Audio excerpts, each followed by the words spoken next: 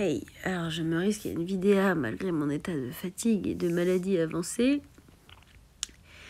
Donc, je pense que un peu comme énormément de gens, je suis allergique.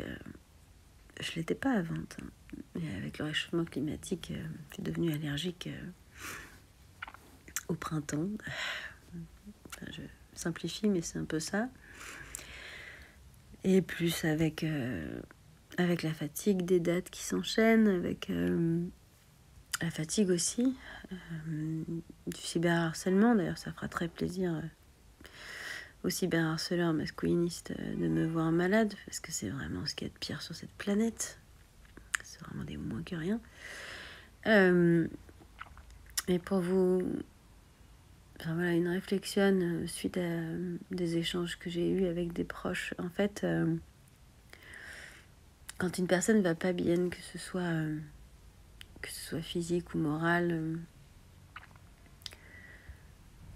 c'est normal, hein, et on est bien intentionné, mais souvent on a le mauvais réflexe de suggérer des solutions. Alors qu'en fait, dans la majorité des cas, en tout cas moi en ce qui me concerne assez souvent, c'est pas de ça dont on a besoin. Pour donner un exemple, donc moi je suis malade, j'ai quand même joué tout à l'heure pour des enfantes et des enfants. Bon, à part au début où j'ai toussé, sinon je pense que ça s'est pas trop vu. En tout cas, les adultes m'ont dit « Ah bon, vous étiez malade, vous n'en êtes pas rendu compte, donc tant mieux. » J'ai tout donné, c'est pour ça que je suis au bout de ma vie là, c'est que j'ai donné mes dernières énergies pour des élèves de primaire pour leur jouer une version adaptée de Compte à rebours, en banlieue là. Je viens de rentrer et donc c'était le spectacle plus un échange, donc il fallait que j'assure un peu. Et des personnes qui m'aiment énormément, je leur ai dit wow, je suis super malade, je sais pas comment je vais jouer. Et la réaction, c'est de me proposer de me mettre en arrêt maladie. Alors, je pense que il y a d'autres manières de fonctionner. D'une part, bon, en fait, c'est évidemment quand on est intermittente du spectacle, comme c'est mon cas. Enfin, j'ai 2 casquettes, intermittente du spectacle et auto-entrepreneuse, donc indépendante. Dans les 2 cas, en fait, on peut pas s'arrêter en arrêt maladie. Ça marche pas parce que même quand on a plein de dates au même endroit, c'est extrêmement compliqué pour être indemnisé. Et là, en l'occurrence, puisque c'est une date ponctuelle, ah non, si je joue pas, on est à la fin de l'année, on n'arrivera pas à reporter. Donc juste, je perds une date et l'équivalent d'un loyer, quoi. Donc c'est pas possible, en fait. C'est pour ça qu'on va jouer jusqu'à un pied dans la tombe, hein. Et je leur en veux pas parce que ce conseil est pas approprié.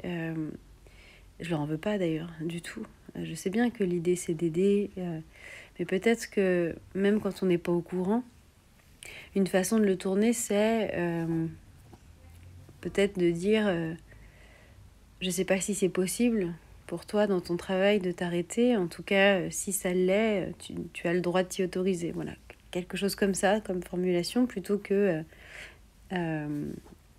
je t'encourage à te mettre en arrêt maladie. Je pense que si c'était possible, j'y aurais pensé. Mais c'est pas possible. Et puis, d'autre part, souvent quand les gens vont pas bien comme ça, on a davantage besoin, elle me semble, hein, de soutien, de chaleur. Elle m'en donne aussi.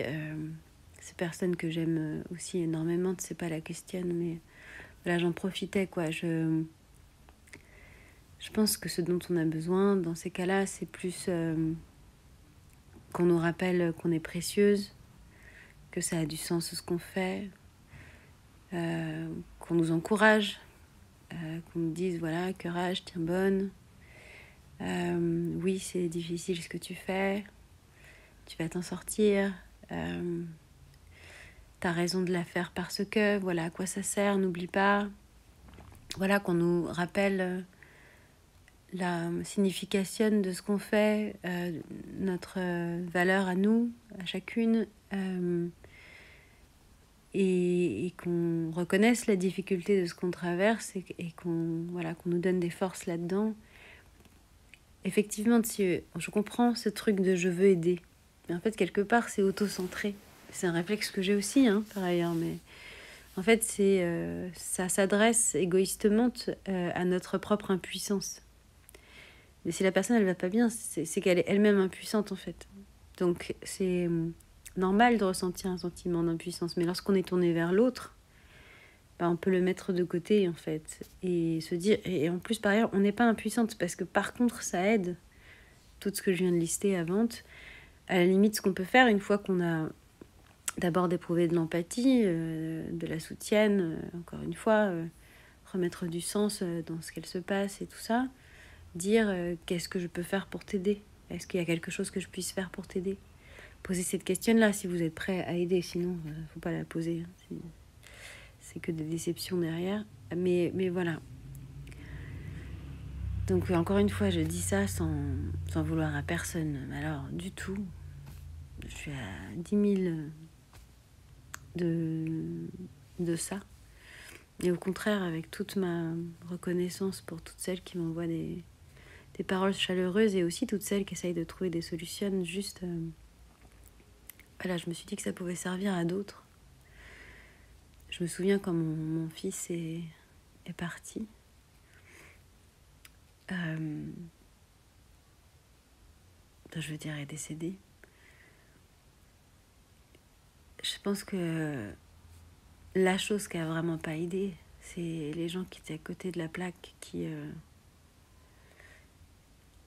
essayaient de trouver d'autres raisons à ma souffrance, ou, enfin voilà, à notre souffrance en tant que parente, et que les choses qui aidaient la plus, c'était celles qui disaient je sais qu'il n'y a rien à dire, je sais que c'est des douleurs indépassables, je sais que c'est indicible, mais je suis là. Si je peux aider en quoi que ce soit, dis-moi, en tout cas je suis là. Je sais que c'est horrible, je suis désolée. Juste des mots comme ça en fait, qui valident la douleur, qui disent oui, c'est super dur, c'est vrai, non, il n'y a pas de solution, c'est vrai aussi. Et qui disent voilà, là on est impuissante à faire autre chose que souffrir, mais t'as toute mon empathie, ma chaleur sorore, mon amitié, voilà. Ça aide, ou en tout cas, si ça aide. On se sent accompagné là-dedans. Ça fait pas moins souffrir, parce qu'on peut pas moins souffrir dans des deuils comme ça. Mais voilà, cessons de penser à adresser notre propre sentiment d'impuissance, et quand une personne va mal et nous fait la confiance immense de la confier, moi je la confie très peu, que ce soit comme là, physique ou comme avant, comme j'évoquais, psychologique, comme un deuil, ou autre chose difficile à passer dans la vie. Bah, juste tourner son empathie vers la personne, se recentrer sur elle plutôt que sur soi-même, et